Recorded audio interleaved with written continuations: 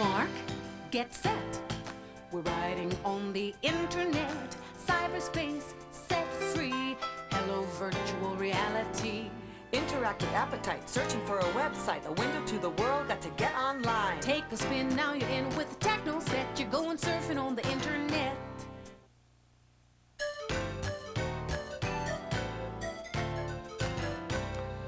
It's another day in the life of the Jamesons, maybe a family a little bit like yours. Except it's not really just another day. Today's the day I'm taking my family surfing around the world on the internet. Why, we'll see dinosaurs, order baseball tickets, even plan our family's vacation to Disney World. It's cool. Dad's finally installed the internet on our home computer. Now I can surf the net anytime I want, not just during my 1-hour computer class at school. Take a spin, now you're in with the techno set. You're going surfing on the internet. Hi there, and welcome to our home as we share with you the basics of the internet so that your family can take advantage of this exciting new world like ours has. You'll learn how the net can entertain you, transport you to far-off locations, help your children with their schoolwork, and make working at home easier. Don't worry, there's cool stuff too. And it's not just for boys either. Why, you can even plan a family adventure on the net. Hey! So join us in the next half hour as we explore the infinite possibilities on the Family Guide to the Internet. We hope you'll enjoy it because we've made this presentation basic and easy to follow with plenty of helpful hints. It's great if you're starting out on the internet, or even just thinking about installing it on your computer. Or if you keep hearing about the internet, but are totally confused about what it's all about. But before we get started, you may want to pause the tape and get a pencil and paper. We'll be covering lots of exciting things, and you want to take notes. Take a spin, now you're in with the techno set. You're going surfing on the internet. First, let's give our viewers a preview of what they'll be seeing. Well, in this program, we'll be covering what you'll find on the internet, surfing the World Wide Web the easy way, using news groups to share information with people all over the world, and email, electronic mail. Plus, new high-tech developments that include online banking, buying and selling stocks, and shopping. Yay! Email? Now that's something everyone needs to know about. Plus, how to download free software and video conferencing. We'll even tell you how to make domestic and international long-distance phone calls for the price of a local call. Wow, think of the money we'll save. And we'll show you some important websites for the whole family to use. Well, that's exciting stuff. I'll bet our home viewers can't wait to get underway. Yeah. Whoa, whoa, whoa, hold on a minute. First, we have to cover some of the basics. You're going surfing on the internet. So, Peter, why don't you tell our viewers what you learned at school? You know, about the history of the internet. Okay, the internet was started by the U.S. Defense Department back in the 1960s. For years, the main users of the internet were government agencies, universities, folks like that. The internet was actually set up as a communication system between defense agencies, scientists, and government contractors. That was way back when computers filled whole rooms and the general public knew very little about them.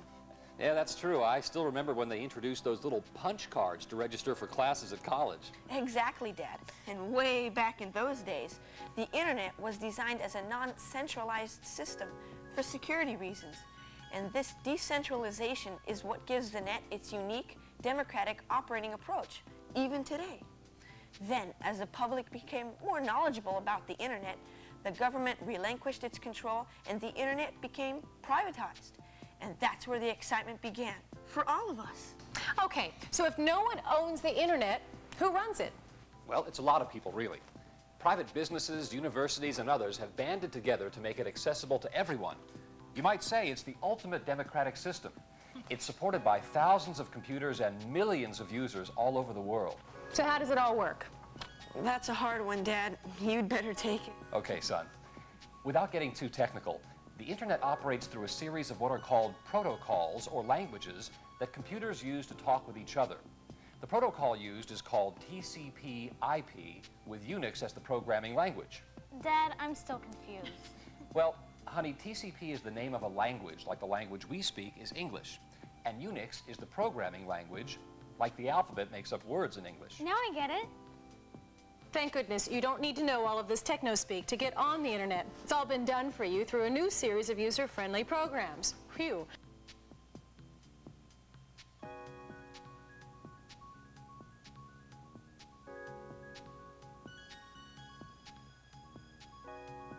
Okay, Mom. So we understand the history of the internet and that teepee stuff that they used to talk to each other.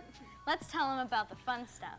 Yeah, like email and web pages, and exactly what you will need to do to access the internet on your computer.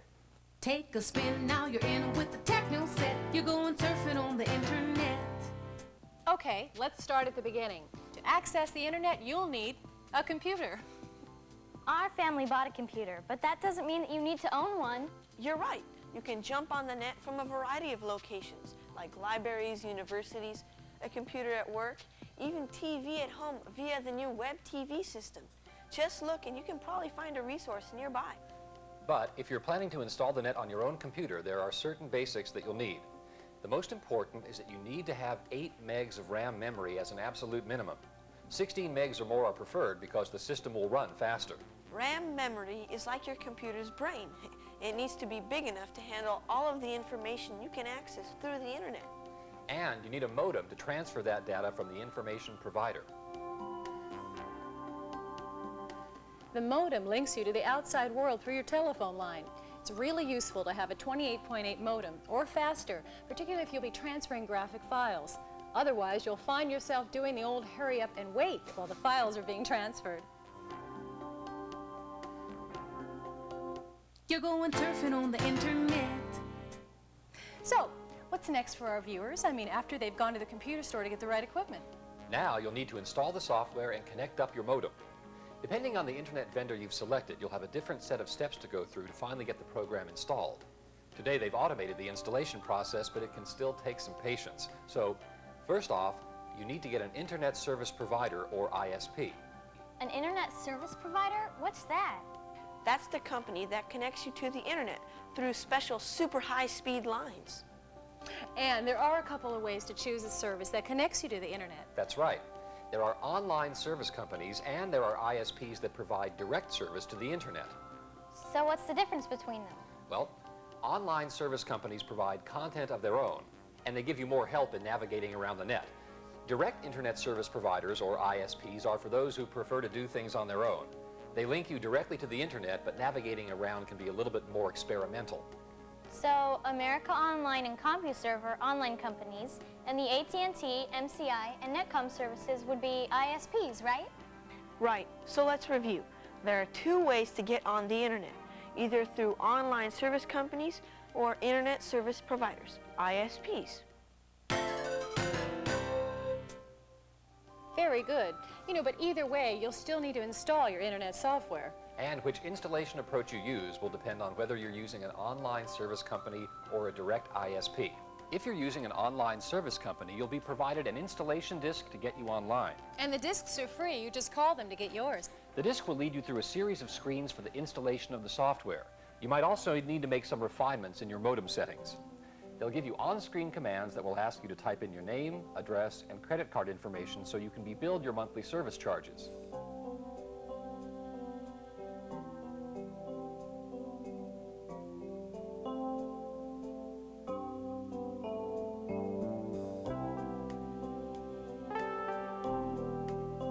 You will also be asked to select a password. It's like a PIN number at the bank. It protects you from fraudulent charges on your account.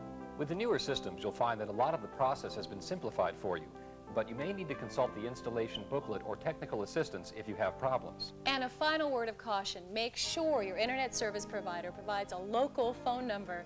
This may sound obvious, but we had a friend in Los Angeles that signed up with an ISP in San Francisco. They were having a great time on the internet until they got their phone bill.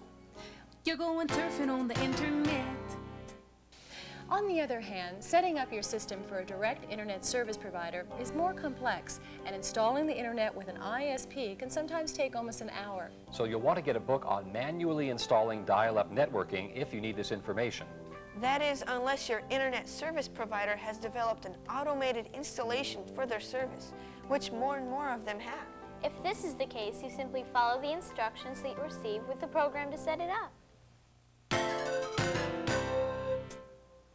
Even though some of our viewers may not take the time to install the internet right now, let's give them some additional installation tips so when they do, they'll be well prepared. Good idea, Anne.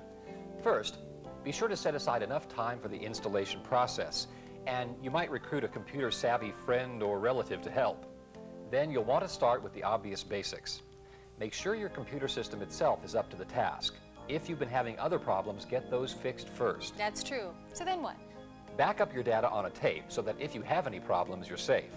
Then, use a defragmentation program to make it easier for your system to install the new program. And finally, be sure to follow all of the installation information you've received very closely. It's a very good point, and actually follow all of the instructions they give you. It will save you a lot of time figuring out problems later. And now for a quick review. Set aside enough time. Get any other computer problems fixed, back up your data, defragment your disk, and follow all installation information. Okay, Dad. So I've got my computer with the correct amount of memory. I've hooked up my modem to the phone jack. I've installed my ISP or online provider. So what's next? You're going surfing on the internet. Well, now it's time to push the button and get online. Finally. Hey, just a minute, you guys. First, you'll need to install your browser. The browser is the application that allows you to view all of the information on the web. You forgot to tell them that installing a browser is simple and often it's free. That's true, Dasha. Sometimes you can get it free from your ISP, or a friend can download it for you on a disk. And don't forget, Mom, you can also buy a browser or download one from the internet.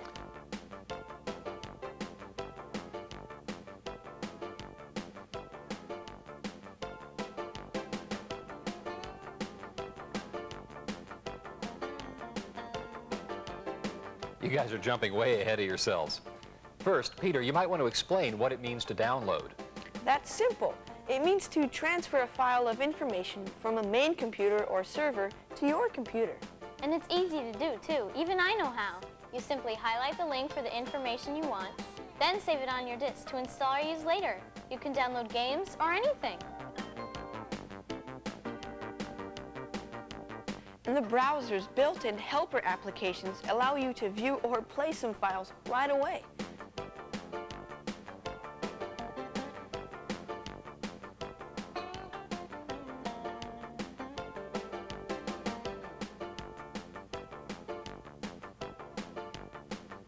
So to download a browser, you'll want to download it to your location on a hard drive, typically your temp directory, so you can install it. You're going surfing on the internet. Now you need to connect to your ISP.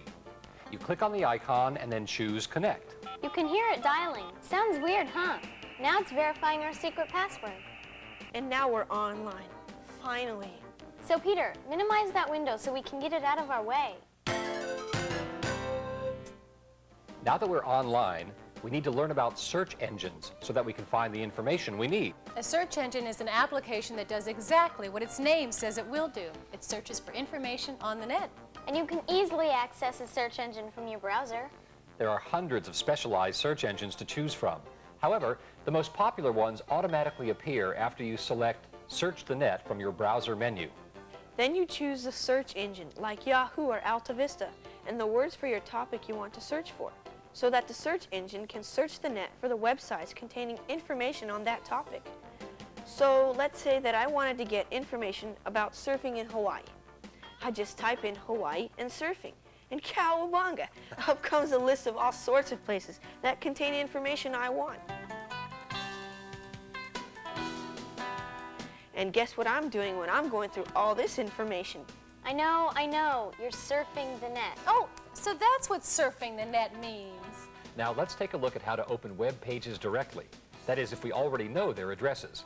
First, we type http://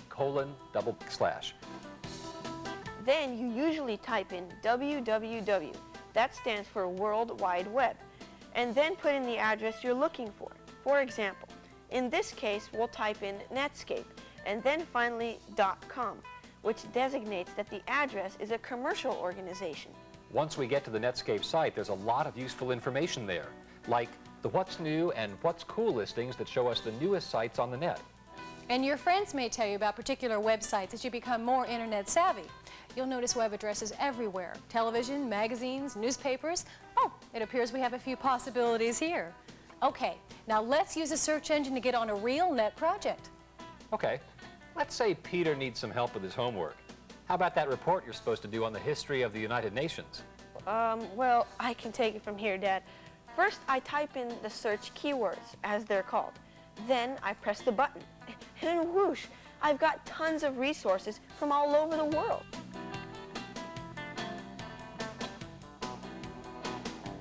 That is so amazing and so fast. And now we've got some great web pages with all sorts of information to choose from.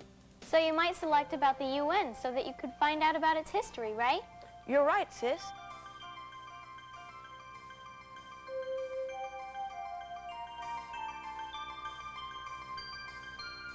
And I can't think of a better example than that to illustrate the power of the internet in helping our children with their schoolwork. Doing schoolwork is fun now. Me too. I surf all over the net getting information for my homework assignments. You're going surfing on the internet. So where should we go from here? Why don't we show our viewers some of the places they can go just by surfing the net? Sounds great. Let's say you're looking for a review of computer CDs. Here's a giant selection to choose from, and it's constantly being updated.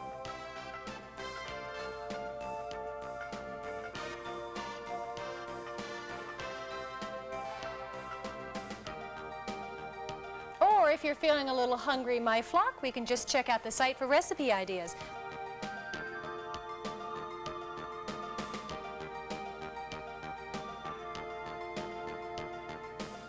There's lots of others too. Oh, I have a better idea. Honey, why don't you take us out to a restaurant and I'll check the restaurant search before we go.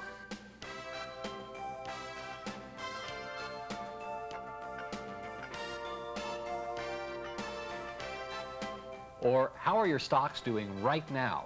Check them at PC Quote.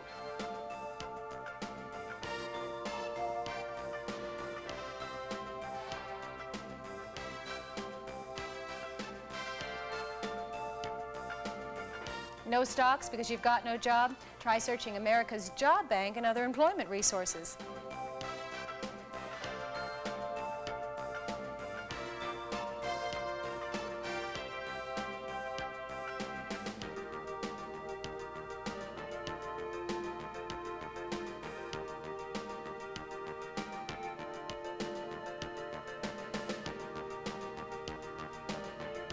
How about continuing education from the world's largest extension program at UCLA?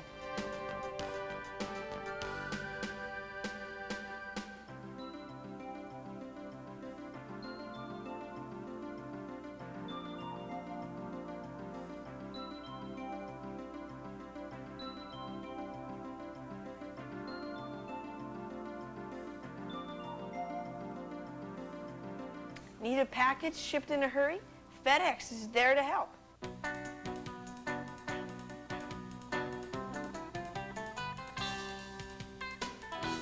How about a little online shopping, Anne? Oh, shopping sounds good. I can never pass up a bargain. And it's fun for the whole family. Let's try it out.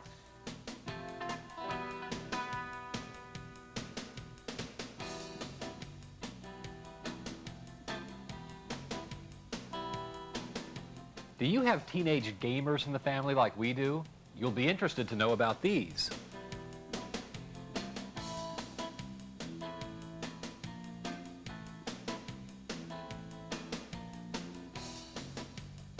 Or you can use the Yahoo search engine to find hundreds of games.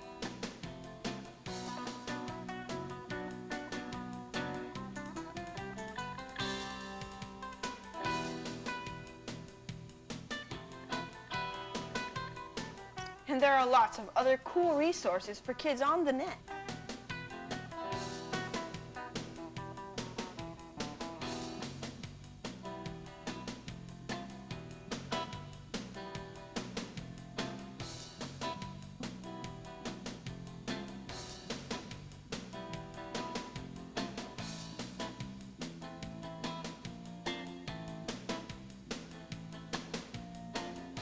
And you can access encyclopedias that don't become outdated. And what fun would be life without MTV?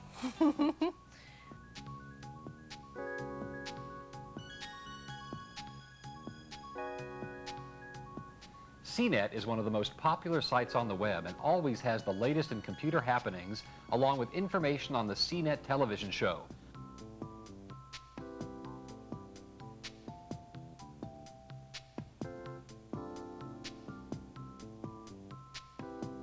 And here's a great find. Real Audio allows you to hear excellent sound quality in real time on the net. You can dial in to a lot of great new music and regular news updates.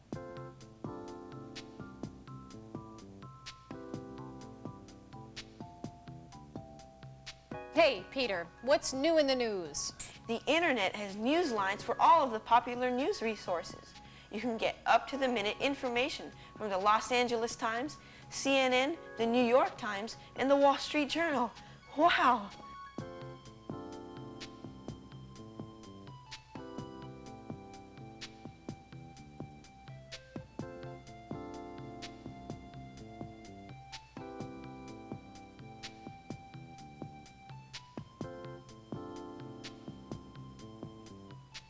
Hey, here's a great one for our next night at the movies. I can search hundreds of movie reviews for free.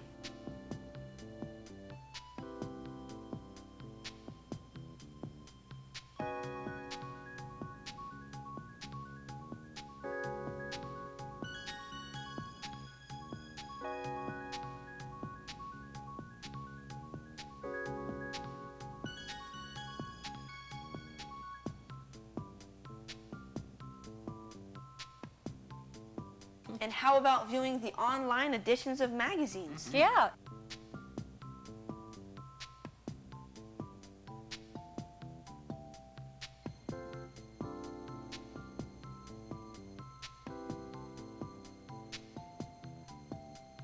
Hey, what about television on the net? There's NBC and other network links. They have contests and a viewers club.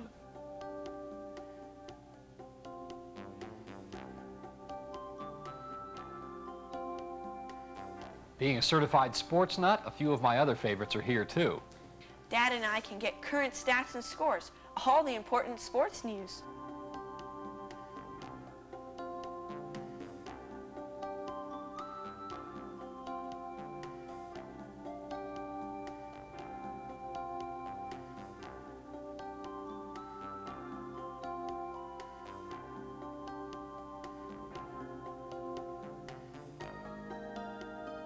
Now, how about we take the family out to a concert? We can buy the tickets online. Okay.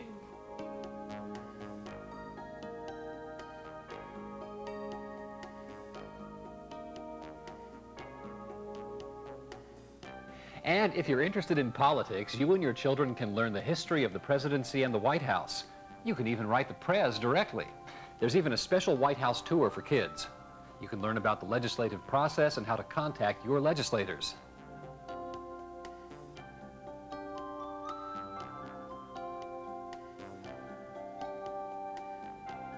You know, this is great for students. I wish I had something like this when I was in school. Hey, we can start planning our summer vacation on the net. Yes.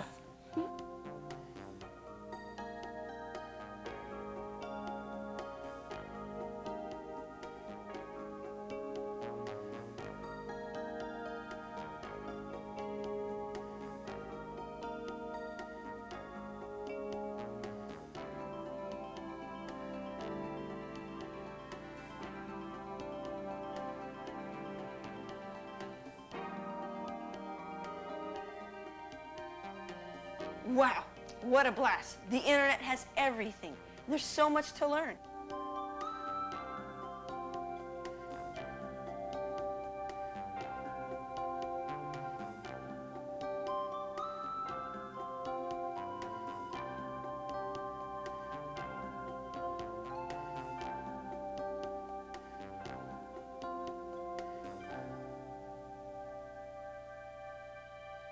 You're going surfing on the internet.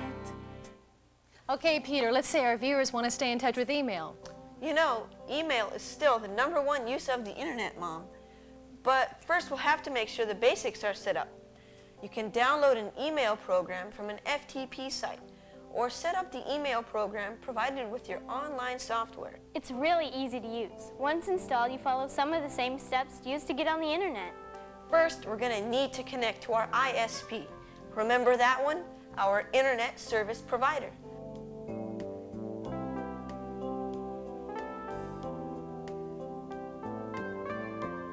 There, now our computer is connected, and we're ready to access our email program. It might be one that's integrated into our browser program, or you can download others free of charge.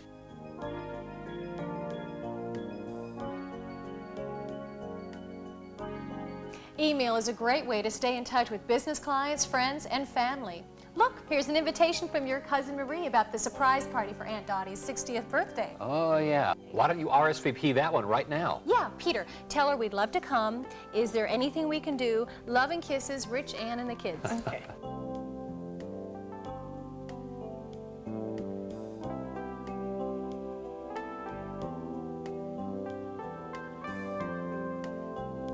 Email is very cool. I email my best friend Janet all the time. Mom says it's better than hanging out with her on the phone for hours. You're going surfing on the internet. Check these out. They're great internet programs that allow you to talk long distance anywhere in the world for just the price of a local call.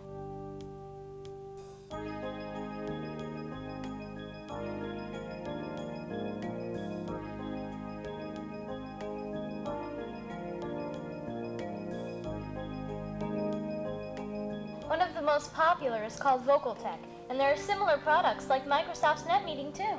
Let's try it out. Hello? Hello, this is London, England calling. These products offer a great new way to share information with people all over the world. And all you need to operate them is a basic sound card. It allows your computer to transmit sound. It's usually included in newer computers, but if yours is older, you may need to add one. And the best part is that you can download free demos of these products. And some come bundled free with web browsers. Cool. There's even an online directory information service. My favorite is 411. You can look up the email addresses of your friends, business addresses, phone numbers, even celebrities. Oh, that sounds like fun.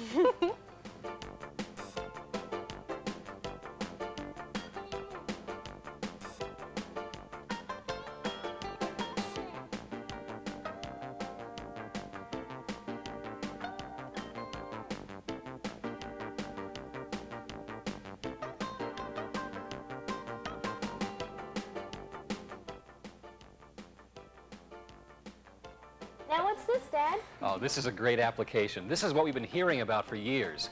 It's low-cost video conferencing from the internet. Yeah, you can have business conferences without traveling to the meeting, stay in touch with family members, even make new electronic friends around the world. Wait, and you say it's low cost. I heard video conferencing can cost $5,000 or more. That's the best part about this application. You can get this whole system with the Connectix camera and their video phone software for only about $250. Or you can download the popular See You, See Me software for free.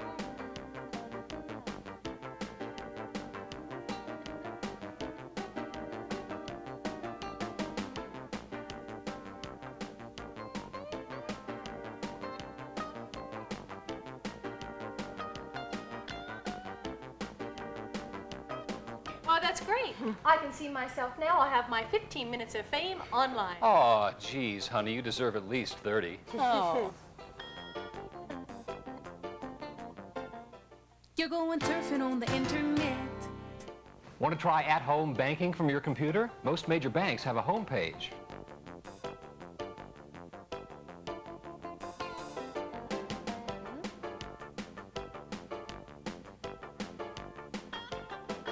You can get account information, pay bills, even apply for a loan in the comfort of your own home.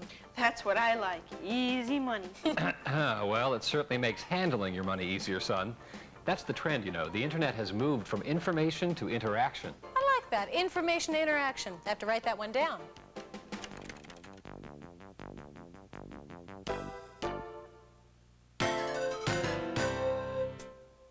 News groups are another major area of internet activity and a great way to meet people with similar interests. If you've got a hobby, sewing or crocheting, for example, or travel, every part of the world is there. Or cultural subjects you're interested in learning about. News groups and real-time chat groups are easy to access.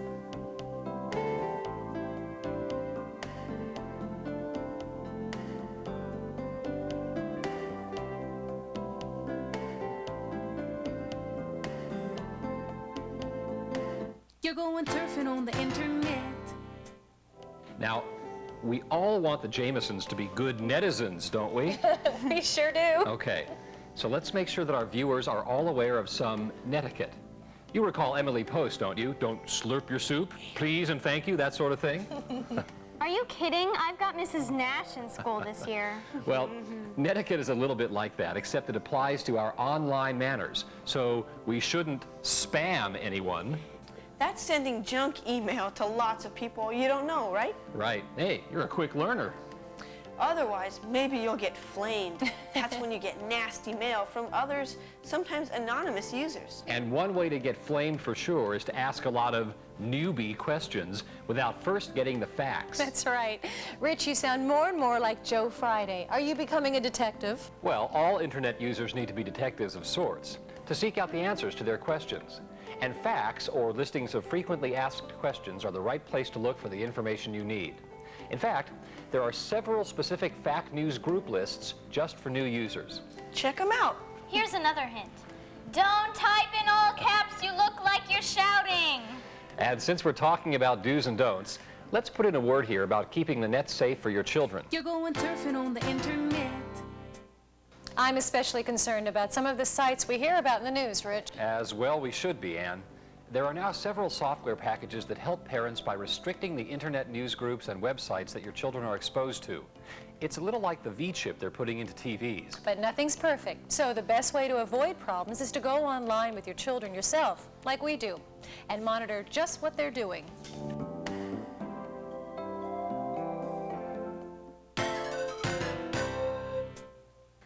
There are so many exciting things you can do on the internet. We could go on and on. I'm sure you could, Peter, but actually I have a little surprise for you all.